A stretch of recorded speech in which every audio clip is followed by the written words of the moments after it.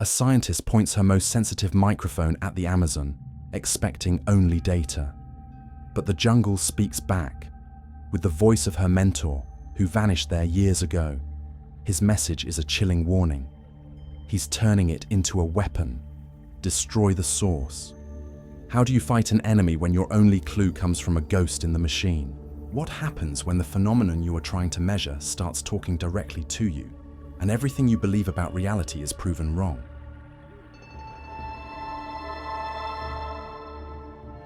The boat, a small, stubborn vessel named the Starry Ana, pushed its way through water the color of milky coffee. On either side, the Amazon rainforest formed a solid, unmoving wall of green. It was a wall that breathed, exhaling a heat so profound it felt like a physical weight. On the bow, Dr. Kaelen Reyes was oblivious. To her, the heat was just a data point to be factored into equipment performance. The oppressive humidity, a variable affecting microphone sensitivity. Her world was one of numbers, of signals, of quantifiable truth.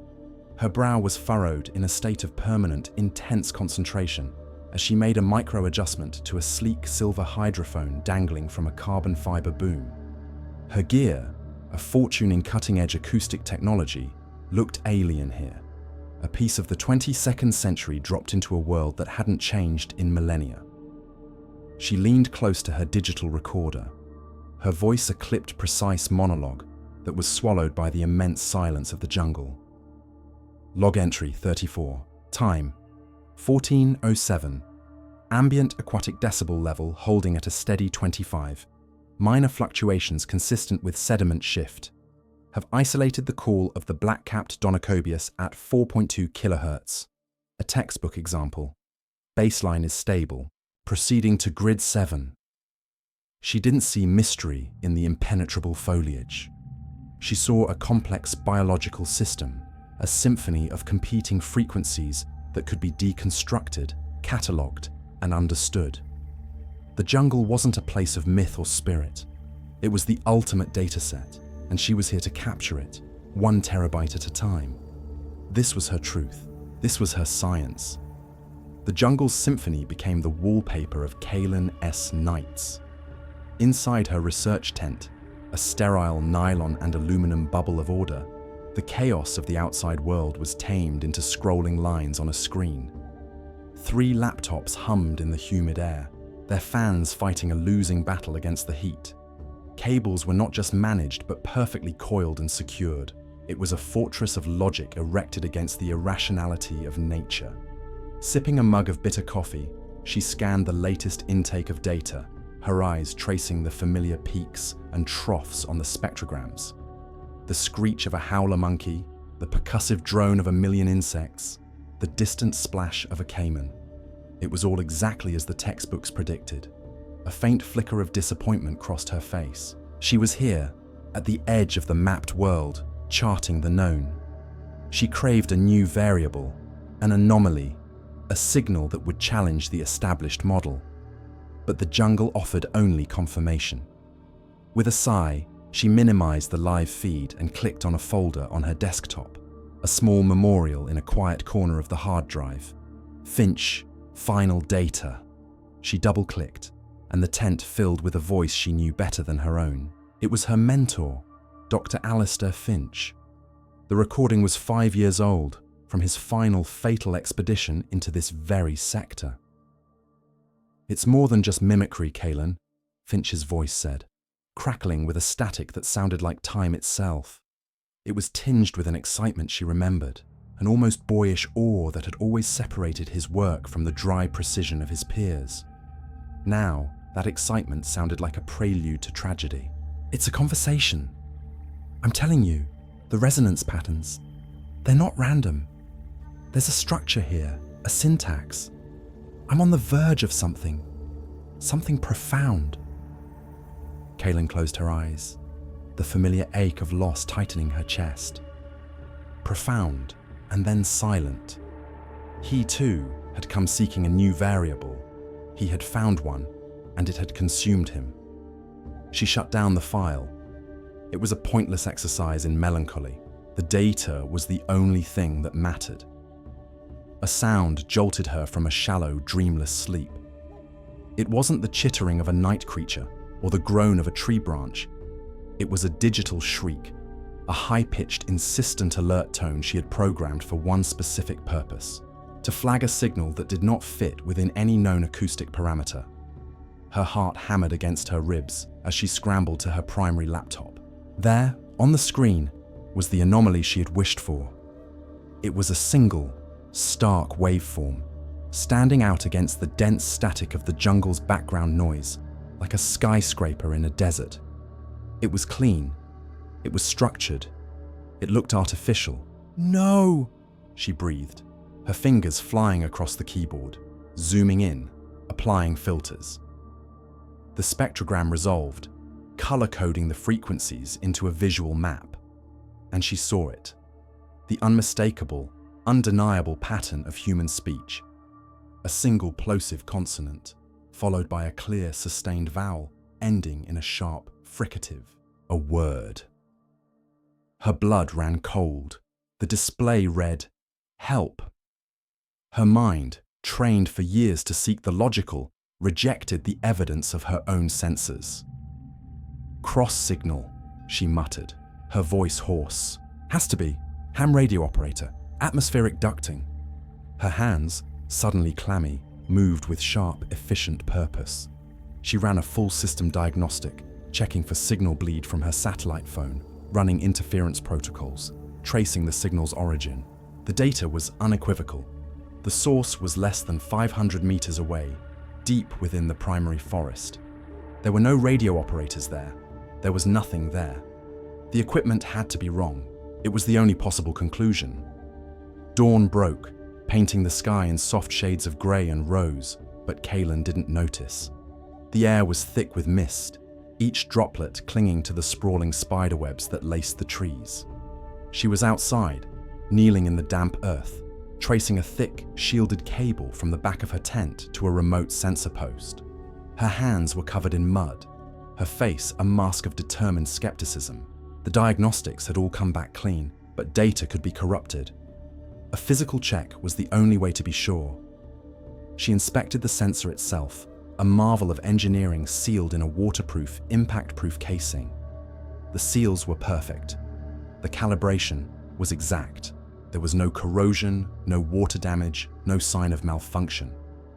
She stood up, brushing the dirt from her knees. It had been a glitch, a one-off, inexplicable, but ultimately meaningless error in the code. A ghost in the machine.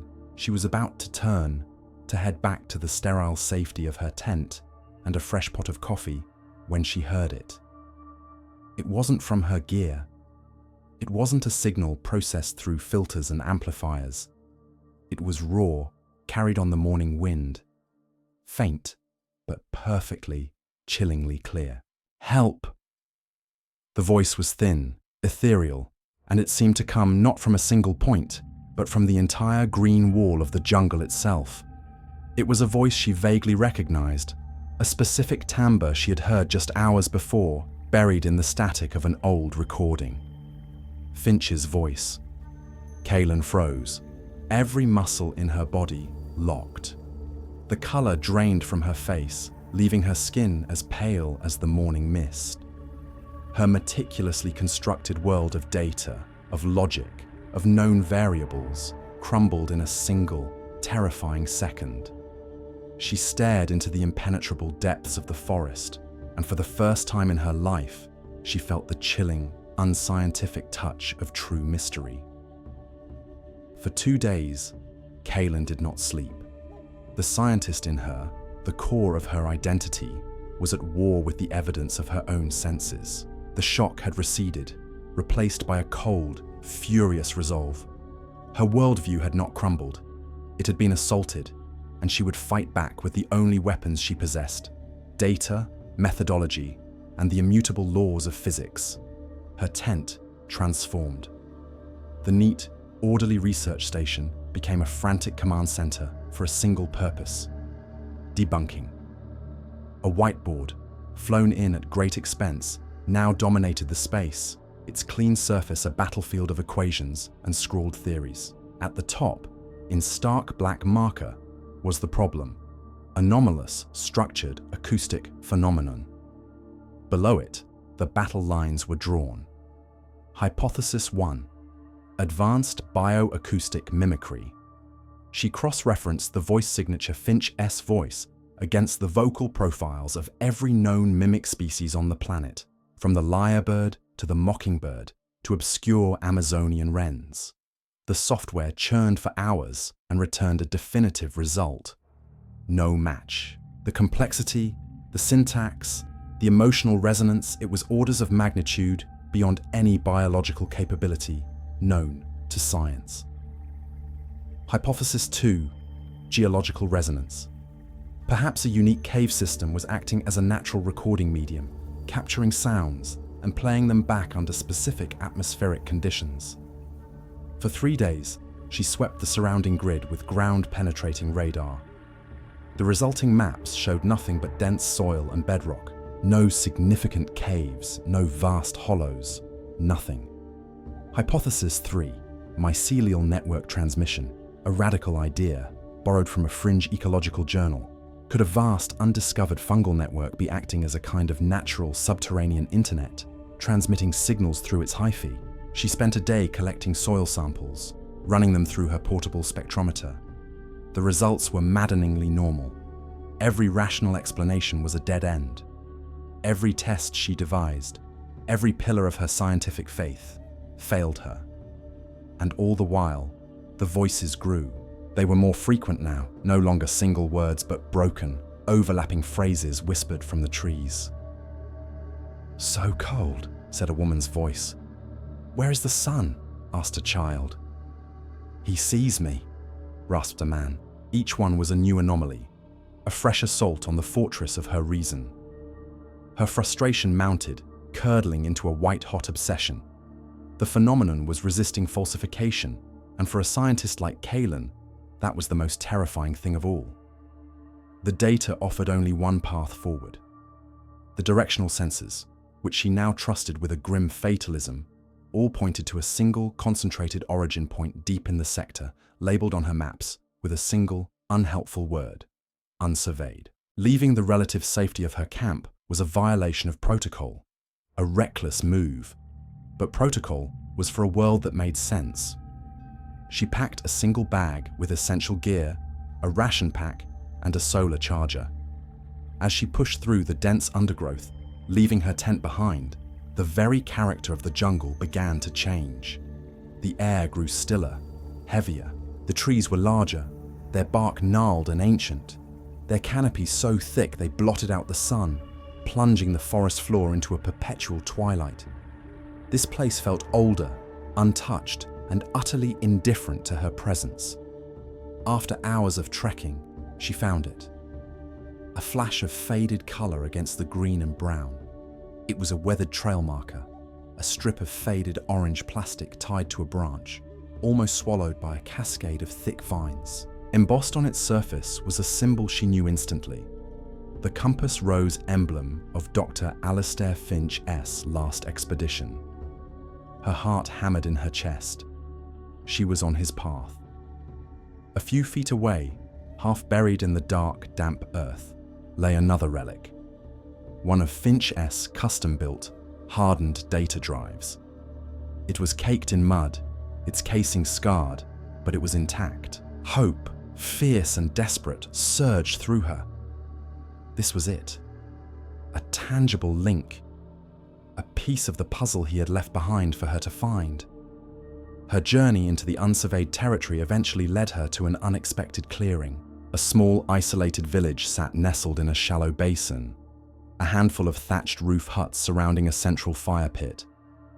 The people here, no more than 24, moved with a quiet purpose, their dark eyes watching her emerge from the trees with a wary, unsettling stillness.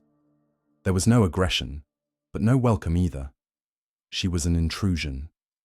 An old man, his face a beautiful, tragic mask of deep lines, detached himself from a group and walked toward her. He carried no weapon, only a small leather pouch tied at his waist. This was the shaman, Inir.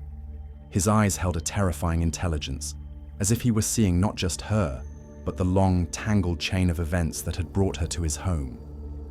Kaelen, through a young man who spoke a little broken Portuguese, tried to explain her presence, to ask about strange sounds, about voices in the trees.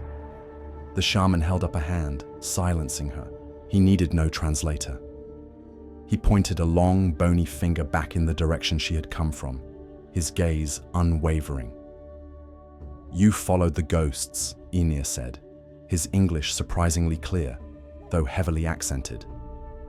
"The speaking land has called you." Kaelen stared, speechless. "This place," he continued, his voice low, a sound like stones rubbing together. "It holds the spirits of those who are lost. It remembers them. Their voices become the voice of the jungle. To listen too closely is to become a memory yourself." Kaelen's mind recoiled.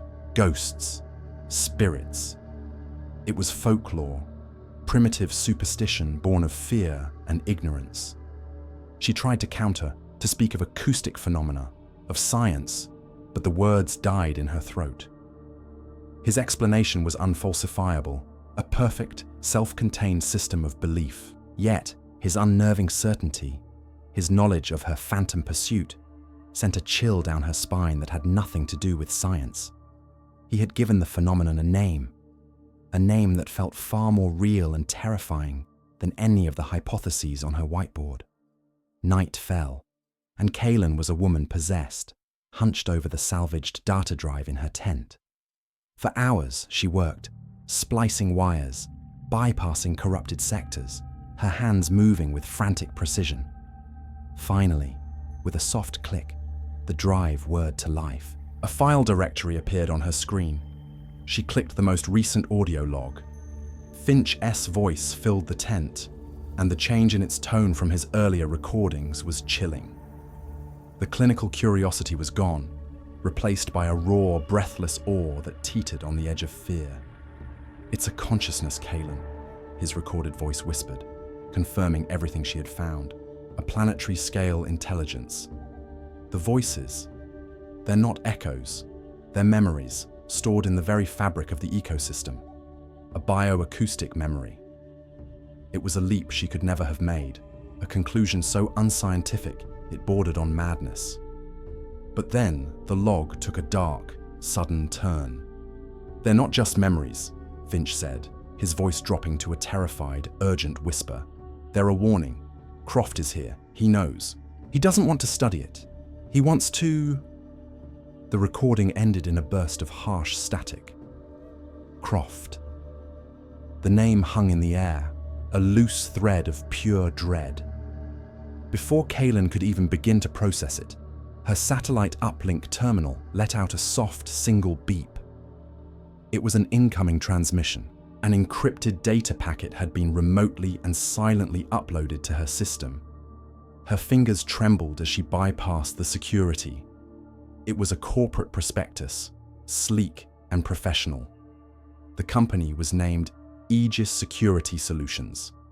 The director, pictured with a handsome, predatory smile, was a man named Julian Croft, and the prospectus, complete with charts and projections, was for a new generation of proprietary technology, non-lethal psycho-acoustic deterrent systems. She was no longer just dealing with a mystery, she was dealing with a conspiracy. The name Croft echoed in the silence of the tent, a poisoned dart in the heart of the mystery. The prospectus from Aegis Security was no mere corporate document. It was a mission statement, a blueprint for turning the soul of the jungle into a weapon. Finch's final coordinates, pulled from the restored data drive, were no longer a point of scientific curiosity. They were a destination, a target. Kaelen now had a name for her enemy and a map to the heart of the battleground. Driven by her mentor's final, terrified warning and a desperate need for a signal so pure it could not be denied, she pushed on. The journey took her into a realm that felt fundamentally different. As she neared the coordinates, the familiar cacophony of the Amazon began to fade. The chatter of monkeys, the calls of birds, the drone of insects, all of it subsided, replaced by a profound, an unnatural stillness. It was a silence that was not empty, but full, like a held breath. And at its center stood the source. It was a ceiba tree, a living cathedral whose base was as wide as a house, and whose upper branches disappeared into the canopy 100 meters above. Its bark was a landscape of gnarled grey patterns, and thick, ancient vines hung from its limbs like arteries. The air around it was heavy, vibrating with a low-frequency energy that made the hairs on her arms stand up. Her portable sensor suite went wild, needles jumping into the red digital readouts scrolling with incomprehensible data streams. This was the epicenter, the heart of the speaking land. With a grim determination, Kaelen unpacked her most powerful piece of equipment, a high-gain parabolic microphone, a sensitive silver dish designed to capture the faintest whispers from across a valley. She aimed it directly at the heart of the great tree. Her scientific hubris, battered but not yet broken, had one last demand. She would have one clean, undeniable recording. She would force an answer from the silence, capture the ghost on a hard drive, and chain it with the laws of acoustics. Back in the relative safety of a small, hastily erected camp a kilometer away, Kaelen plugged her headphones into the recorder, her heart pounding a nervous rhythm against her ribs. She pressed play. At first, there was only the deep subsonic hum she had felt near the tree, a sound so low it was more of a physical pressure than an audible note. She held her breath, waiting. Then, it began. It started as a single, faint whisper, then another and another, until a wave of sound washed over her. It was a chorus of the lost, dozens of voices, men, women, and children, speaking in a multitude of languages: Portuguese, Spanish, German, English, and indigenous dialects she couldn't identify. They weren't just random sounds. They were entire conversations, snippets of life and final moments, overlapping in a ghostly cacophony. She recognized the voice of a famed British explorer who vanished in the 1920s, complaining about the heat. She heard a Brazilian botanist from the 1980s, excitedly describing a new species of orchid. It was a library of souls. Her scientific mind reeled, struggling to categorize, to process an event that shattered every known paradigm. And then, one voice cut through the noise, silencing all the others. A voice she would know anywhere, imbued with an authority that commanded even the dead. It was Alistair Finch, and he was not a memory. He was talking to her. "Kaelen," the voice said from her speakers, clean and clear and impossibly present. "I knew you would follow the data. You were always the best." A wave of grief and shock washed over her, so intense it almost brought her to her knees. "You have to listen," the voice continued, urgent now. "Not with your ears, not with your machines, the patterns." The forest remembers the patterns. He's turning it into a weapon. He wants the source code, Kaelen. Destroy the source. Don't let him have it. Destroy it all. Kaelen ripped the headphones from her ears, staring at the laptop as if it were a venomous snake. Her scientific reality, her entire life's work and belief system, had not just been shattered, it had been incinerated. The data was not just data, it was aware, and it had just given her a direct order. Before she could even take a breath, before she could begin to process the cataclysmic shift in her universe, the snap of a dry twig outside her tent cut through the air. It was a sound that did not belong, a clumsy human noise in the seamless tapestry of the jungle. She looked up, her blood turning to ice. Moving silently through the dappled gloom were figures clad in black tactical gear, their movements fluid and predatory. At their lead was a man whose handsome face she recognized from the Aegis prospectus, Julian Croft. He stopped just outside the entrance to her camp, a cold, confident smile playing on his lips.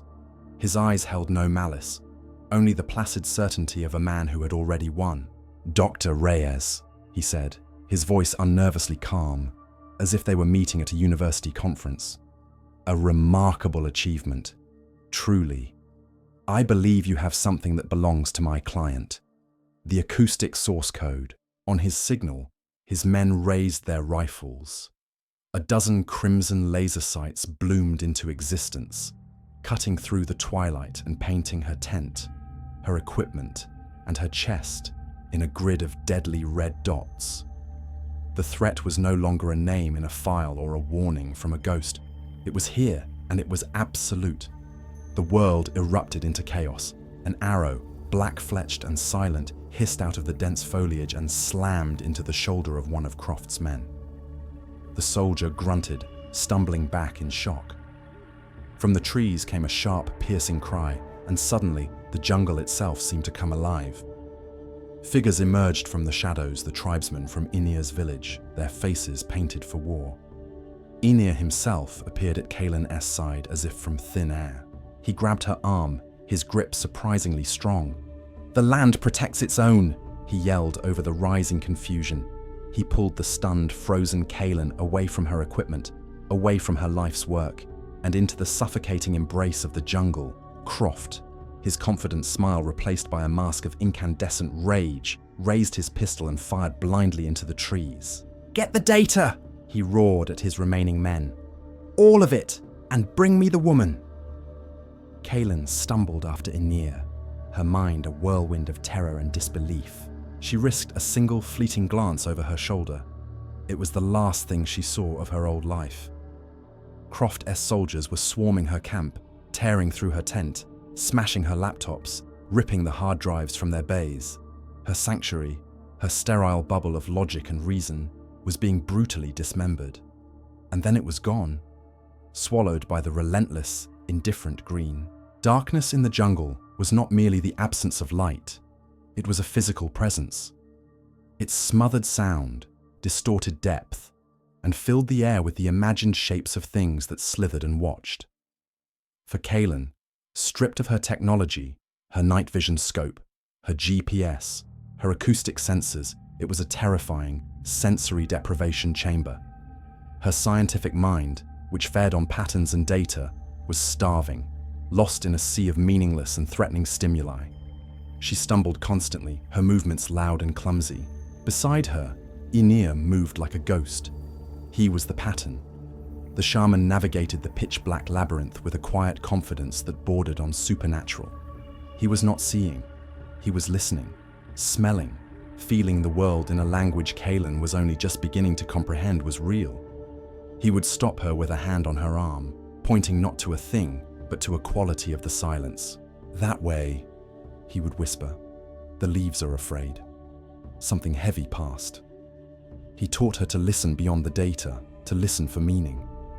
The sharp crack of a twig was not just a sound to be logged, it was a warning of pursuit.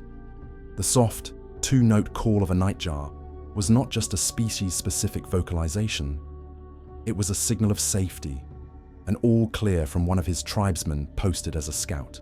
Suddenly, a low, mechanical hum grew from above, a sound utterly alien to the organic world around them. A brilliant, sterile white light sliced through the dense canopy, sweeping the forest floor. A high-tech drone. Croft was hunting them. Kaelen's instinct was to run, a panicked, thoughtless flight.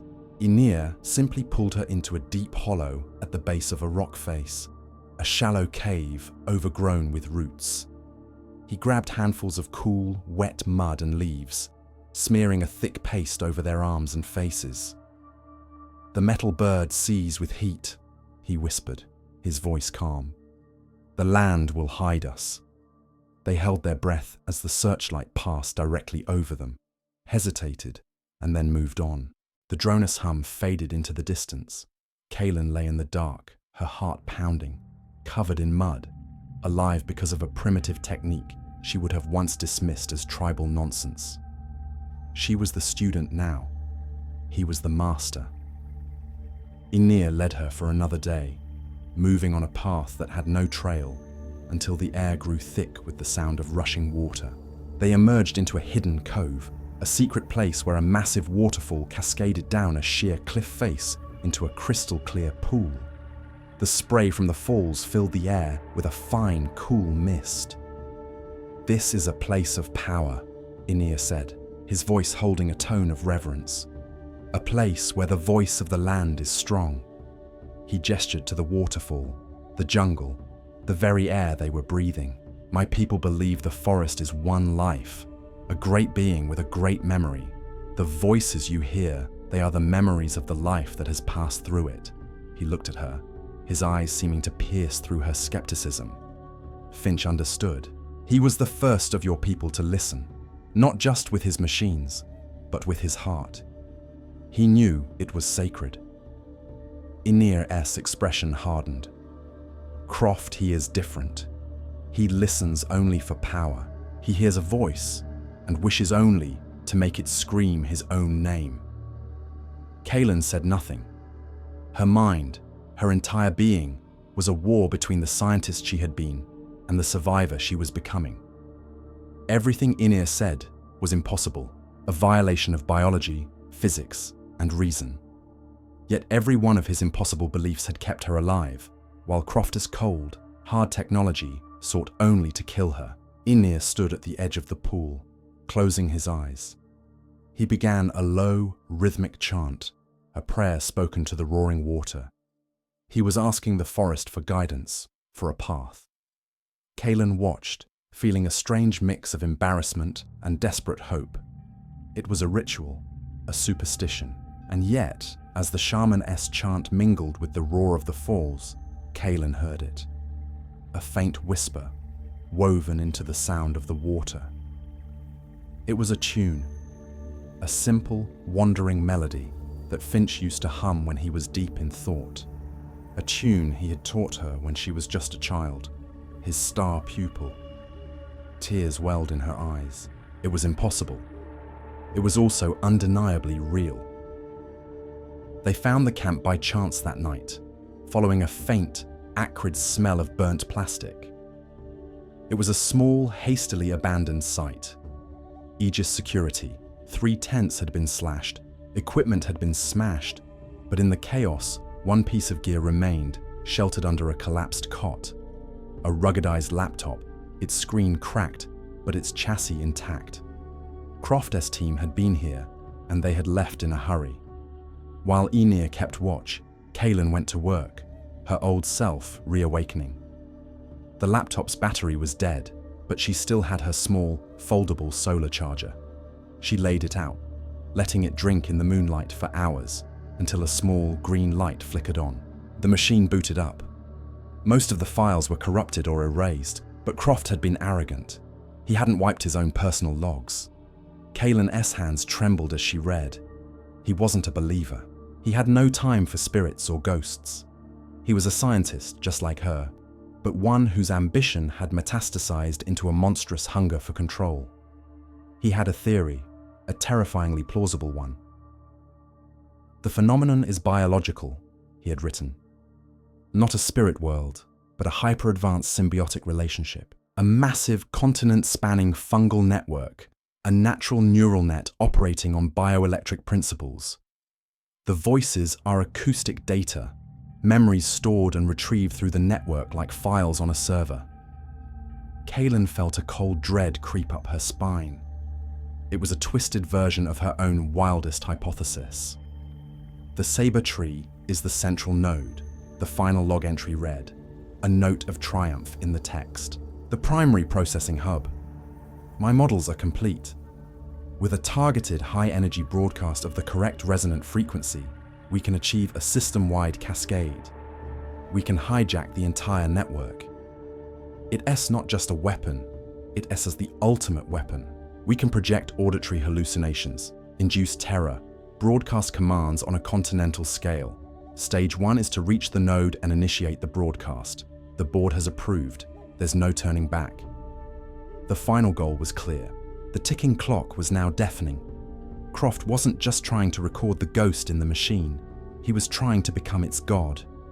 The knowledge from Croft's laptop was a fire in Kaelen's mind, burning away the last vestiges of her old self. There was no more time for doubt, only a desperate, frantic race to the heart of the jungle. They ran through the night, guided by Inir's flawless instincts, and arrived back at the great saber tree, just as Croft's team was finalizing their preparations. Floodlights, powered by a muffled generator, cast the clearing in a harsh artificial glare, turning the sacred space into a sterile laboratory. At the base of the ancient tree, Croft's men assembled a large menacing device, a powerful sonic emitter, its polished dish aimed at the tree's trunk like a cannon. Croft paced before it, barking orders, his eyes alight with a fanatical gleam. He was a man possessed, a high priest about to conduct the first sermon of a new, terrible religion. From the concealing darkness of the jungle's edge, Kaelen and Inir watched.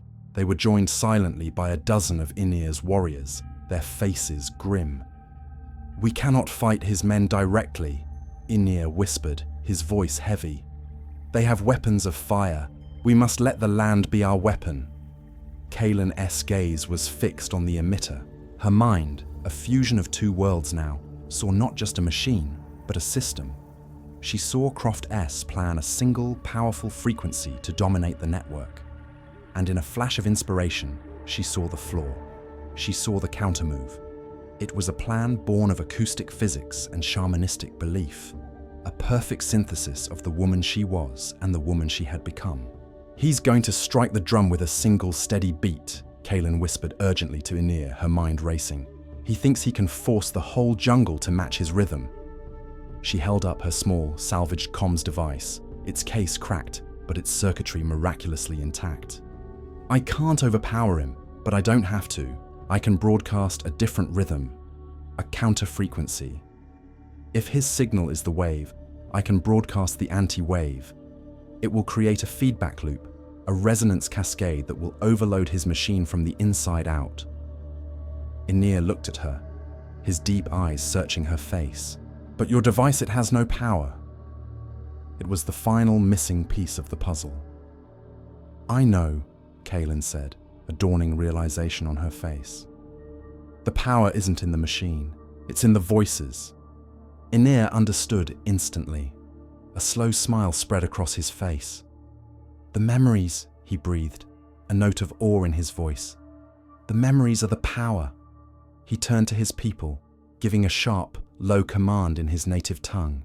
A new resolve settled in their eyes. The shaman turned back to Kaelen. "Tell the spirits which song to sing." As Croft stepped up to the console of his machine, a low, rhythmic chant began to rise from the darkness surrounding the clearing. It was a sound that was both human and not, a deep, resonant hum that seemed to vibrate in the very soil. Croft and his men looked around, unnerved, raising their rifles toward the trees. The chanting grew louder, more insistent, a call to the forest itself. Croft sneered, dismissing the sound, and threw a heavy switch on his console. The sonic emitter began to whine, a clean, sterile tone that cut through the air. In response, the jungle answered. The voices of the lost began to swirl from the trees. At first they were whispers, faint and ethereal. But as the tribe's chant swelled, the voices grew, amplified by the ritual, gaining strength and clarity. It was the chorus of souls she had heard before, but now it was not a cacophony. It was a symphony, united by the shaman's call. "Now!" Inir commanded. Kaelen, shielded behind the trunk of a massive tree, held up her modified comms device. Her hands were steady. She keyed in the frequency, a precise calculation based on the tone of Croft's emitter, and broadcast her signal into the heart of the storm. The effect was instantaneous. The air crackled, charged with an impossible energy. The two signals, Croft's sterile tone of domination and Kaelen's counter-frequency of defiance, met and tore at each other. The chorus of the lost harnessed and focused by the feedback loop rose into a single deafening harmonic roar. It was the sound of 1,000 memories, 1,000 lives, crying out in a unified voice of pure power. It was the sound of the jungle itself, fighting back. Croft stared in disbelief as his machine began to shake violently, its warning lights flashing red. The roar from the jungle intensified, a physical wave of sound that shook the very ground. With a final blinding flash of blue-white light, the sonic emitter overloaded, exploding in a violent blast of shrapnel and energy that threw Croft backward like a rag doll. The other soldiers, clutching their ears, their faces masks of terror from the sheer sonic assault, broke and fled into the darkness, abandoning their fallen leader and his broken god. As dawn broke, a profound silence had reclaimed the clearing. The air was clear, smelling of rain and ozone. Croft's machine was a smoking, twisted ruin at the base of the great Chiba tree. Of Croft himself, there was no sign. He was gone, fled, or consumed, another memory added to the land's infinite library. Kaelen stood in the center of the clearing, her small comms device shattered in her hand. Everything she had brought with her to this place was gone. All her equipment, her notes, her data all destroyed. She had no proof, nothing she could publish, nothing she could show her peers at a conference. Her experience was unfalsifiable, a story that could only be dismissed as madness. Inir walked to her side, placing a hand on the ancient bark of the saber. He looked at Kaelen, and for the first time, he smiled. It was not a smile of victory, but of profound respect. He gave a single, slow nod, a gesture that bridged the gap between their two worlds. Kaelen looked away from him, out at the endless green expanse. She looked at the jungle, but she no longer saw a complex system to be measured and catalogued. She saw a single, living entity, a place of immense power and deeper mystery. She had come here seeking to capture a new truth with science, but had instead learned a new way of knowing. Some truths, she now understood, could not be contained in a data file. They had to be lived, they had to be experienced, and they had to be respected.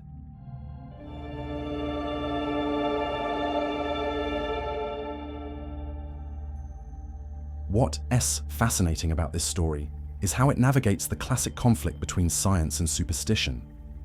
Dr. Reyes begins as a pure empiricist. If it can't be measured, it isn't real. She's immediately confronted by the shaman, Inir, who offers a completely spiritual explanation. The forest has a soul, a memory, and it speaks with the voices of the lost. It's easy to see this as a simple binary. One is right, one is wrong. But the story gets more complex with the introduction of the villain, Croft. He also has a scientific explanation, a vast fungal neural network. And when you look closely, his theory and Inir's belief aren't so different. Both describe a massive, interconnected entity that holds memories. The only real difference is the language they use and their intent. Inir approaches it with reverence and respect. Croft, with a desire to control and exploit it. Ultimately, neither worldview alone is enough. Kaelen's victory isn't a triumph of science over superstition, or vice versa. She only succeeds when she synthesizes the two, using her knowledge of acoustic physics to focus the power that Inir summons through ritual. The story suggests that perhaps science and spirit aren't opposing forces, but just two different languages trying to describe the same profound mystery. It leaves me wondering, where do you draw the line between a phenomenon we don't yet have the science to explain, and something that truly belongs to the realm of spirit and magic? Let me know your thoughts in the comments.